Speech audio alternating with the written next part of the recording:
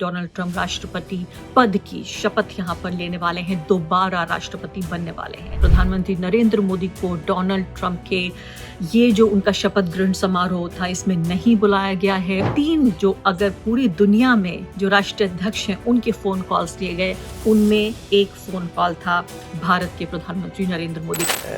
Prime Minister was among the first 3 calls I think that President Trump took. इतने बड़े बड़े वादे, इरादे, दावे होने के बाद सीधे तौर पर जो दुनिया की बड़ी ताकतें हैं उनको बुला रहा है अमेरिका, उनको बुला रहे हैं डोनाल्ड ट्रंप। डोनाल्ड ट्रंप हम जानते हैं कि अभी उन्होंने शपथ ग्रहण नहीं किया है। इससे पहले ही आप देखिए वो कह रहे हैं कि कनाडा को क्या 51वां स्टेट बना दिया जाए। इसको पनामा को लेकर के पनामा कनाल जो ट्रीटी है उसको वो खत्म कर देना चाहते हैं। फिर तीसरा उन्होंने बयान दिया ग्रीनलैंड जो सबसे बड़ा आइलैंड है दुनिया का, कि उस पर कब्जा करना चाहते हैं और उसमें अगर बल का भी प्रयोग करना पड़े तो भी वो नहीं झिझकेंगे। उन एनआरआईज को ट्विटर पर पिछले कुछ हफ्तों के दौरान जिस तरह से टारगेट किया गया, अपने आप में रोंगटे खड़े कर देने वाला है कि भारत के लोग गंदे होते हैं, उन्हें रहने सहने का तरीका नहीं मालूम, वो लो आईक्यू होते हैं, उनके अंदर कोई भी समझदारी और दिमाग, अक्ल नाम की चीज़ नहीं है। उनको वापस अपनी वही जो स्लम बस्तियां हैं, बस्तियों में लौट जाना चाहिए। कि भारत और अमेरिका के रिश्तों में क्या सब कुछ ठीक नहीं है? क्या सब कुछ ठीक नहीं होगा जब डोनाल्ड ट्रंप दूसरी बार राष्ट्रपति बन जाएंगे? नमस्कार, द वायर में आपका स्वागत है। मैं हूँ आरफा खानम शेरवानी। साल था 2020 का, राष्ट्रपति चुनाव होने वाले थे अमेरिका में। डोनाल्ड ट्रंप एक कैंडिडेट थे और नरेंद्र मोदी अमेरिका आए थे। प्रवासी भारतीयों के सामने यहाँ एक बहुत बड़ी महफिल में एक बहुत बड़ा शो हुआ जिसमें उन्होंने कहा अब की बार ट्रंप सरकार, और तब की बार ट्रंप सरकार नहीं आई। तब हर तरह से ये माना गया कि विदेशी मामलों के तमाम तरह के जो ट्रेडिशंस है उनको उठा के देख लिया जाए तो सीधे तौर पर कभी भी भारत ने किसी भी देश के चुनाव में इस तरह से दखल देने की कोशिश नहीं की, यानी इस तरह से तरफदारी करने की कोशिश नहीं की कि वो एक कैंडिडेट के साथ खड़े हैं और दूसरे कैंडिडेट के खिलाफ खड़े हैं।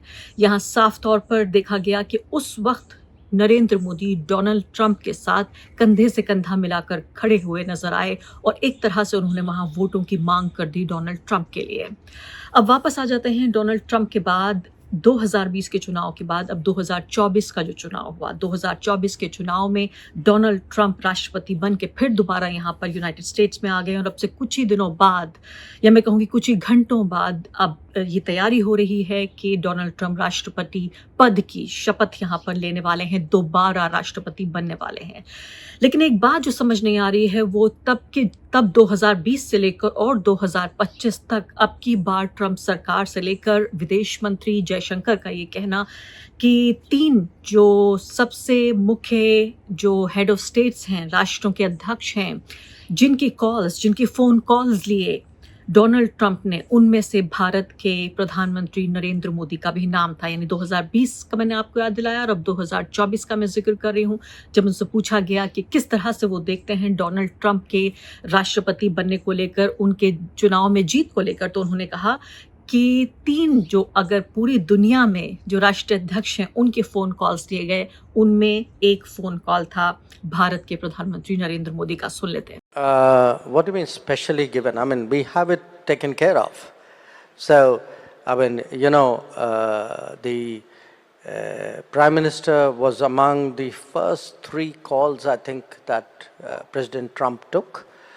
And look, India, I mean, Prime Minister Modi has actually built rapport across multiple presidents. When he first came to DC, Obama was the president, then it was Trump, then it was Biden. So, for him, there's something natural in terms of how he forges those relationships. So, that's helped hugely. And I think, the changes in India have helped as well. I mean, I know today a lot of countries are nervous about the US, okay? Let's be honest about it. We are not one of them. उसके बाद जब उनसे आगे पूछा गया तो सीधे तौर पे उन्होंने कहा कि let's be honest, a lot of countries in the world today are nervous about the US. India is not one of them.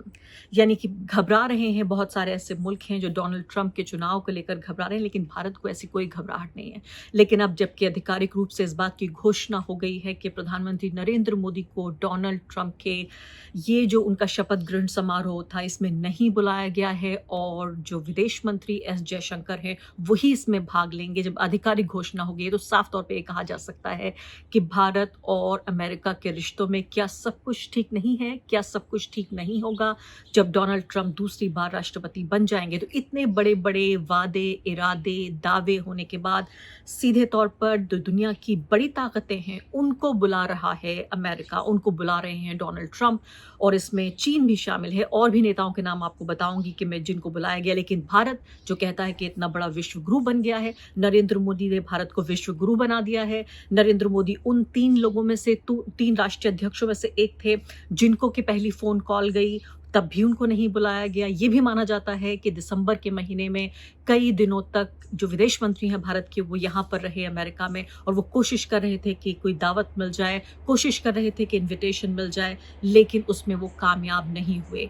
अब यहाँ साफ तौर पे ये देखा जा रहा है कि इतने बड़े यानी घरेलू जो ऑडियंस है, जो घरेलू वोटर हैं, घरेलू नागरिक हैं भारत के 140 करोड़ लोग, उनके सामने इतने बड़े बड़े दावे करना, इतने बड़े बड़े वादे करना, लेकिन उसके बाद जमीनी सतह पर ये देखिए कि जब डोनाल्ड ट्रंप, जो कि यहाँ की अमेरिका की जो रिवायत है उससे भी बहुत अलग है। अमेरिका में ऐसी रिवायत नहीं है कि राष्ट्रपति के जो शपथ ग्रहण समारोह है उसमें नेताओं को बुलाया जाता है, लेकिन डोनाल्ड ट्रंप ने कहा कि उसको एक वर्ल्ड स्टेज बनाना चाहते हैं, वो एक पूरा दुनियावी यानी विश्व स्तरीय स्टेज बनाना चाहते हैं, और इसीलिए उन्होंने नेताओं को दावत दी, लेकिन भारत के प्रधानमंत्री को नहीं दी। मैं अगले कुछ मिनटों में आपको ये बताने की कोशिश करूंगी कि क्या फर्क है नरेंद्र मोदी के वादे, इरादे, दावे और जमीनी सच्चाई, इन दोनों में क्या फर्क है। आइए अब सबसे पहले ये देख लेते हैं कि जब 47 में राष्ट्रपति बनने जा रहे हैं अमेरिका के डोनाल्ड ट्रंप, तब उनमें किस किस को शामिल किया गया है, किस किस को दावत भेजी गई है।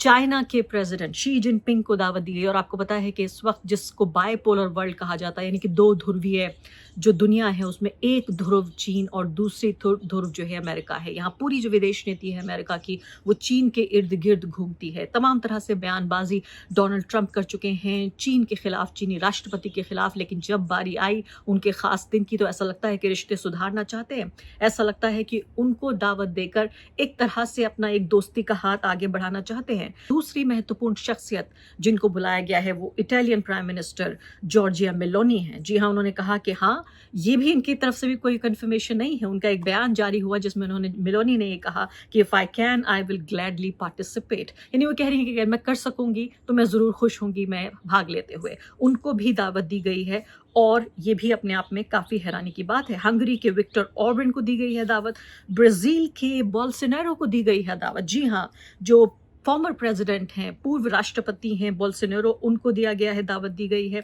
और वो भी जाहिर है खुशी खुशी आना चाहेंगे। इस तरह के मौके को ज़रूर वो अपनाना चाहेंगे। उन्होंने कहा, उनके ऑफिस ने ये कहा, जो ट्विटर है उस पर ये कहा कि उनके लिए ये इज्जत की बात है इस तरह से एक इन्विटेशन मिलना। एल सल्वाडोर के प्रेसिडेंट को भी दावत दी गई है। इसके अलावा अर्जेंटीना के प्रेसिडेंट को दावत दी गई है। ये तमाम वो लोग हैं जिनको अहम समझा गया है। जापान के भी राष्ट्रीय अध्यक्ष को दावत मिली है। तो ये तमाम वो लोग हैं जिनको अपने जो भविष्य आने वाला है उसमें डोनाल्ड ट्रंप महत्वपूर्ण समझते हैं, लेकिन इसमें भारत की जगह नहीं है। इसको लेकर जाहिर है तमाम तरह की बातें यहाँ भी की जा रही हैं। तमाम तरह के राजनीतिक विश्लेषण जो अंतर्राष्ट्रीय जानकार हैं वो भी कर रहे हैं। यही दावे, इरादे, वादों का फर्क कि क्या वाकई डोनाल्ड ट्रंप और जो भारत है, भारत के प्रधानमंत्री नरेंद्र मोदी, उनके बीच ये दूरी जो देखी जा रही है उसकी क्या वजह है। आपको मालूम है, अब से कुछ ही हफ्तों पहले सितंबर के महीने में जब नरेंद्र मोदी यहाँ तशरीफ लाए थे, वो आए थे, तब आपने देखा था कि उन्होंने एक तरह से दूरी बना के रखने की कोशिश की थी। वो जो बाइडेन से भी नहीं मिले और वो डोनाल्ड ट्रंप से भी नहीं मिले। डोनाल्ड ट्रंप के जो खेमा है उनका, वहाँ से इस तरह की खबरें आ रही हैं कि क्या ये उनमें से एक वजह हो सकती है कि नरेंद्र मोदी को नहीं बुलाया गया। नरेंद्र मोदी ने उस वक्त में इस बात की तारीफ करना करना चाहूँगी कि जब चुनाव का माहौल था तो उन्होंने कोई भी तरफदारी ना दिखाते हुए कि किसी भी कैंडिडेट के साथ वो खड़े हुए नहीं हैं। उन्होंने दोनों से बराबर की दूरी बनाई और दोनों से मुलाकात नहीं की। लेकिन क्या डोनाल्ड ट्रंप के जो लोग हैं, जो उनके सलाहकार हैं, या वो खुद क्या इस बात को समझ रहे हैं कि वो इसको एक तरह से उनके खिलाफ लेने की कोशिश कर रहे हैं, देखने की कोशिश कर रहे हैं? इसके अलावा भी कई महत्वपूर्ण मुद्दे, कई महत्वपूर्ण कारण हो सकते हैं जिनको लेकर ये फैसला किया गया। अब मैं आगे बढ़ती हूँ और आपको बताने की कोशिश करती हूँ कि किस तरह से यहाँ पर जो ये पूरा कार्यक्रम होने जा रहा है, जिसको इनॉग्रेशन कहा जाता है, इस पूरे उद्घाटन में जो राष्ट्रपति का है, तमाम तरह के कॉरपोरेट्स, तमाम तरह के यहाँ के ताकतवर लोग, ये जो कम ताकतवर लोग भी हैं, वो ज़्यादा ताकतवर बनने की कोशिश कर रहे हैं कि कितना वो क्या कुछ ऐसा कर जाएँ जिससे उन्हें दावत मिल जाए, वो क्या कुछ ऐसा कर जाएँ जिससे एक तरह से पैर रखने की उन्हें यहाँ पर एक जगह मिल जाए। ब्लूमबर्ग ने रिपोर्ट किया है, ये मेटा के सीईओ मार्क ज़करबर्ग भी प्लान कर रहे हैं कि वो अटेंड करेंगे इस शपथ ग्रहण समारोह को। आपको याद होगा, आपसे कुछ ही घंटों 2 दिन पहले की बात है जब मार्क ज़करबर्ग ने कहा कि अब फैक्ट चेकिंग की यूनिट ही खत्म कर देंगे, यानी जो भी कुछ झूठ वूट कुछ भी हो आप फेसबुक पे डालिए, आप इंस्टाग्राम पे डालिए, वो पूरे तरीके से मेटा ने अपनी जो फैक्ट चेकिंग की यूनिट है अब फैक्ट चेक नहीं करेगा, अब तथ्यों की जांच नहीं करेगा फेसबुक, मेटा। यानी कि अब ये कहने की कोशिश हो रही है कि डोनाल्ड ट्रंप के सामने बढ़ चढ़ कर ये दिखाने की कोशिश, क्योंकि ज्यादातर हम ये देखते हैं कि राइट विंग प्रोपेगेंडा, दक्षिणपंथी विचारधारा में विश्वास रखने वाले जो लोग हैं वही ज्यादातर इस बात के लिए जिम्मेदार पाए जाते हैं कि वो हिंसक बातें करते हैं, वो ज्यादातर इस तरह की बातें करते हैं जो एक फसाद पैदा करे। तो वो पूरे तरीके से अब सोचिए कि कोई तथ्यों की जांच ही नहीं करेगा फेसबुक।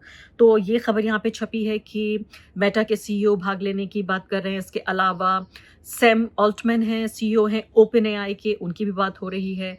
उबर के सीईओ हैं, उनकी भी भाग लेने की बात हो रही है। इलॉन मस्क तो जाहिर है वहाँ पर होंगे ही। तो ये तमाम जो क्रिया नज़र आ रही है, जो प्रतिक्रिया नज़र आ रही है, वो यही है कि उतावले हैं डोनाल्ड ट्रंप की पूरी दुनिया के जो सबसे बड़े नेता हैं उनको एक जगह इकट्ठा कर ले और एक ग्लोबल स्टेज बनाया जाए। बार बार इस शब्द को इस्तेमाल किया जा रहा है कि ग्लोबल स्टेज बनाना चाहते हैं। डोनाल्ड ट्रंप जब पहली बार राष्ट्रपति बने थे और अब दूसरी बार राष्ट्रपति पद की शपथ ग्रहण कर रहे हैं, उन दोनों डोनाल्ड ट्रंप के कार्यकाल में क्या फ़र्क होगा ये तो मैं आपको कुछ ही मिनटों में बताऊंगी, लेकिन कुछ बातें जो याद रखने वाली हैं, जिसको हम फैक्ट चेक कहेंगे, हम इसीलिए यहाँ पर मौजूद हैं कि जब टीवी चैनल्स आपको ये बताने की कोशिश कर रहे हैं कि भारत विश्व गुरु बन चुका है, नरेंद्र मोदी इतने बड़े नेता बन चुके हैं कि वो यहाँ अमेरिका के खंबे भी हिला देते हैं, यहाँ पर उनके लिए लाल कालीन बिछाया जाता है, तो याद रखना ज़रूरी है कि किस तरह से कुछ ऐसी बातें हैं ज़रूर जो कांटे की तरह चुभ रही हैं पैरों में, जिसकी वजह से ये माना जा सकता है कि हो सकता है ये वजह हो कि जिनकी वजह से नहीं दिया गया हो ये इनविटेशन। अडानी के खिलाफ जो एक अरेस्ट वारंट जारी किया गया, यहाँ जो प्रोसिक्यूटर्स हैं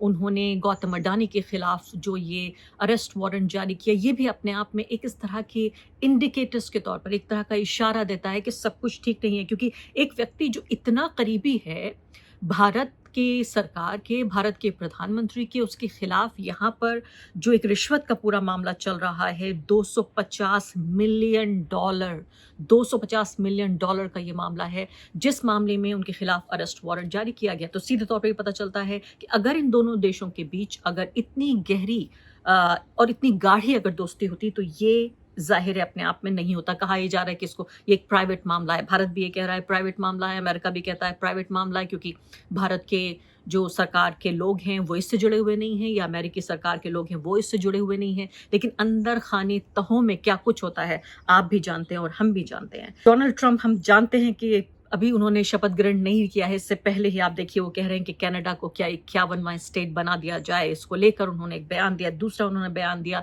पनामा को लेकर कि पनामा कनाल जो ट्रीटी है उसको वो ख़त्म कर देना चाहते हैं। फिर तीसरा उन्होंने बयान दिया ग्रीनलैंड जो सबसे बड़ा आइलैंड है दुनिया का, कि उस पर कब्जा करना चाहते हैं और उसमें अगर बल का भी प्रयोग करना पड़े तो भी वो नहीं झिझकेंगे। ये जिस तरह का उनका कार्यक्रम समझ में आ रहा है कि जो उनका दूसरा कार्यकाल है उसमें एक तरह से जो अमेरिकन एक्सपेंशनिस्ट टेंडेंसीज हैं, यानी अमेरिका और ज़्यादा जो छोटे मोटी जो ताकतें हैं उनके ऊपर बल का प्रयोग करके, उनमें दोस्त भी शामिल हो सकते हैं, ऐसे भी मुल्क हो सकते हैं जिनको दोस्त मुल्क कहा जाता रहा है, उनके ऊपर भी हो सकता है दबाव बनाने की कोशिश करें, उनके ऊपर कब्जा करने की कोशिश करें। इस तरह की एक कोई फॉरेन पॉलिसी उभर कर सामने आती हुई नजर आ रही है। तो एक तरफ वो लोग हैं जो डोनाल्ड ट्रंप के समर्थक हैं, नरेंद्र मोदी के भी समर्थक हैं, यानी संघीय एनआरआईज जिनको कहा जाता है, संघ की विचारधारा से जुड़े हुए एनआरआईज, उन एनआरआईज को ट्विटर पर पिछले कुछ हफ्तों के दौरान जिस तरह से टारगेट किया गया, अपने आप में रोंगटे खड़े कर देने वाला है कि जिन्हें वाइट सुप्रीमसिस्ट कहा जाता है, वो लोग जो कि वाइट यानी कि जो श्वेत बहुसंख्यकवाद है उसकी तरफ उनका रुझान है और डोनाल्ड ट्रंप के राष्ट्रपति बनने के बाद उनके हौसले बलवान हो रहे हैं। उन्होंने भारत में यहाँ में जो टेक कंपनीज में काम करने वाले लोग हैं या भारत के लोग जो इन जनरल यहाँ पर एक बड़ी आबादी रहती है, खासकर जिस स्टेट में मैं फ़िलहाल हूँ कैलिफोर्निया में, यहाँ बड़ी आबादी है उन लोगों की जो बहुत कामयाब लोग भी हैं और बहुत कामयाब कारोबार चलाते हैं, बड़ी बड़ी कंपनियों में बड़े बड़े ओहदों पर बैठे हुए हैं। उनके खिलाफ जिस तरह का दुष्प्रचार किया, जितनी नफरत फैलाई, एक तरफ मैं सोच रही थी कि सोचिए यही लोग हैं जो डोनाल्ड ट्रंप को राष्ट्रपति बनते देखना चाहते थे और इन्हीं लोगों को टारगेट किया जा रहा है इन वाइट सुप्रीमसिस्ट लोगों के जरिए। यहां तक कहा गया ट्विटर पर, ये रिपोर्ट में मैं आपको बताऊंगी इसके बारे में, कि भारत के लोग गंदे होते हैं, उन्हें रहने सहने का तरीका नहीं मालूम, वो लो आईक्यू होते हैं, उनके अंदर कोई भी समझदारी और दिमाग अक्ल नाम की चीज नहीं है, उनको वापस अपनी वही जो स्लम बस्तियां हैं, बस्तियों में लौट जाना चाहिए। ये वही लोग हैं कि जहां पर ये अपने को यानी कि जो पॉटी करते हैं जहां पर उसी पानी में ये नहा लेते हैं, यानी जहां पर शिट करते हैं उसी पानी में नहा लेते हैं, उसी पानी को पी लेते हैं। ये गोबर वाले लोग हैं, ये गौमूत्र वाले लोग हैं। इस तरह की घटिया गंदी बातें तमाम भारत के लोगों को, और खासकर चूंकि वो टारगेटेड थी यहाँ बड़ी बड़ी कंपनियों में जो सीईओज हैं, बड़े बड़े ओहदों पर बैठे हुए लोग हैं, कंपनियां चलाते हैं यहाँ पर और बहुत ताकतवर एक तरह से भारत के लोगों की यहाँ कम्युनिटी है, उसको टारगेट करने की पूरे तरीके से यहाँ पर कोशिश की गई। खासकर दिसंबर के महीने में ये पूरा जो फार राइट समर्थन ग्रुप है उसको, और एक तरफ मैं सोच रही थी कि देखिए वो लोग हैं नरेंद्र मोदी के समर्थक जो भारत में दूसरे समूहों को टारगेट करते हैं, आज इन्हें अपने ही एक तरह से अपनी ही दवा का मजा, जिसे अंग्रेजी में कहते हैं taste of their own medicine, वो एक तरह से उन्होंने महसूस किया इसको कि कैसे किया जाता है। ये पूरा जो H1B प्रोग्राम है जिसके तहत भारत के लोग यहाँ आते हैं और नौकरियां लेते हैं, उस खास ग्रुप को टारगेट करते हुए यहाँ पे किया गया और मिलियन की तादाद में, यानी लाखों नहीं करोड़ों की तादाद में ये ट्वीट्स जारी किए गए, जिसको इलॉन मस्क जो ट्विटर चलाते हैं, ट्विटर के मालिक हैं, उन्होंने इसको हटाने की भी ज्यादा कोशिश नहीं की। तो लब्बे लुबाब इस पूरे मुद्दे का जो समझ में आ रहा है वो ये कि डोनाल्ड ट्रंप अब जबकि दूसरी बार राष्ट्रपति पद की शपथ ले रहे हैं, ऐसे में सीधे तौर पर जो अब की बार ट्रंप सरकार और 3 जो ऐसे वैश्विक नेता थे जिनको फोन किया गया, जिसमें नरेंद्र मोदी भी शामिल थे, एक तरफ ये दावे इरादे हैं, दूसरी तरफ उनको बुलाया नहीं गया है। बड़े बड़े जो नेता हैं पूरी दुनिया के, जिनको यूनाइटेड स्टेट्स बड़ा समझता है, उनको बुलाया गया है, लेकिन नरेंद्र मोदी उनमें शामिल नहीं है। अब आने वाले दिनों में देखना पड़ेगा जब वो राष्ट्रपति बन जाएंगे किस तरह से दोनों देशों के जो संबंध हैं वो आगे बढ़ते हैं। द वायर के और वीडियोस देखने के लिए सब्सक्राइब करें और बेल आइकन पर क्लिक करें। स्वतंत्र पत्रकारिता की आर्थिक मदद करने के लिए डिस्क्रिप्शन में दिए गए लिंक पर जाएं और अपनी राशि चुनें।